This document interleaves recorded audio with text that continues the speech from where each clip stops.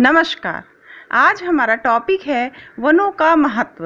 वनों की हमारे जीवन में क्या उपयोगिता है, वन हमारे लिए क्यों आवश्यक हैं, आज हम इस पर चर्चा करेंगे। आइए जानते हैं वनों का महत्व। वन मानव जीवन का आधार है। प्राकृतिक रूप से स्वतः ही उगने वाले पेड़ पौधों तथा घास के सघन आवरण को हम वन कहते हैं। अत्यधिक उपयोगी होने के कारण इन्हें हरा सोना भी कहा जाता है। संसार के सभी भागों में एक जैसी वनस्पति नहीं पाई जाती है, क्योंकि किसी भी स्थान की वनस्पति पर वहाँ की जलवायु, ताप, वर्षा, मिट्टी आदि भौगोलिक तत्वों का प्रभाव पड़ता है। इसीलिए कहीं पर ऊंचे वृक्ष और कहीं घास के मैदान और अत्यधिक उष्ण तथा अत्यधिक शीत जलवायु प्रदेश वनस्पति विहीन रह जाते हैं। वनों के महत्व को हम इनसे मिलने वाले लाभों द्वारा भली प्रकार से समझ सकते हैं। वनों से कई प्रकार के लाभ होते हैं, जिन्हें हम प्रत्यक्ष और अप्रत्यक्ष लाभ कहते हैं।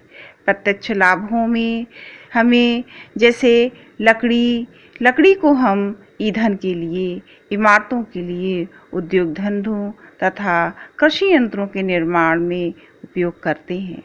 माचिस, कागज, रबड़, लाख आदि उद्योगों के लिए कच्चा माल वनों से प्राप्त होता है।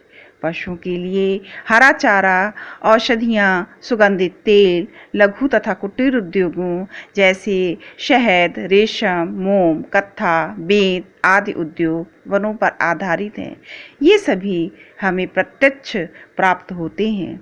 जंगली जानवरों का शिकार करके इनकी खालें, हड्डियाँ तथा सींग विदेशों को निर्यात किया जाता है। वनों से प्राकृतिक सौंदर्य में वृद्धि होती है। ये पर्यटकों के लिए भी आकर्षण का केंद्र बनते हैं और इनसे राष्ट्रीय आय में वृद्धि होती है। अब आगे हम ये जानते हैं कि वन अप्रत्यक्ष रूप से हमारी सहायता किस प्रकार से करते हैं।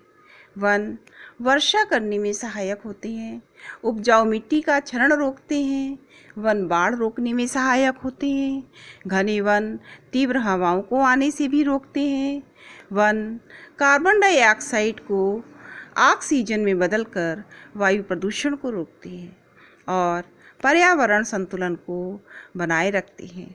मिट्टी में वनस्पति का अंश मिल जाने से उसकी उपजाऊ शक्ति बढ़ जाती है। इसीलिए वनों की निकटवर्ती भूमि उपजाऊ होती है। परंतु आज के आधुनिक समय में जनसंख्या वृद्धि के साथ जंगलों का विनाश बढ़ गया है। लोग नहीं समझते हैं कि वृक्ष ही हमारा जीवन है, इनसे ही हमें ऑक्सीजन प्राप्त होती है और जंगलों के ही कारण बारिश होती है। हमारी बहुत सी आवश्यकताएं इन्हीं से पूरी होती हैं। शुष्क मौसम में आपस में रगड़ खाते रहने से तथा मानव की असावधानी से भी वनों में आग लग जाती है। स्थानांतरित कृषि के कारण ईंधन तथा औद्योगिक कार्यों के लिए यंत्रीकरण के विकास के कारण भी वनों का विनाश हुआ है। संयुक्त राष्ट्र संघ की रिपोर्ट के अनुसार प्रतिवर्ष धरती पर 1% जंगल की कटाई की जा रही है, जो पिछले दशक से 50% ज़्यादा है। रूस, इंडोनेशिया, अफ्रीका, चीन, भारत इसमें सबसे आगे हैं। जंगलों की कटाई के कारण जीव जंतुओं की कई प्रजातियां विलुप्त हो रही हैं।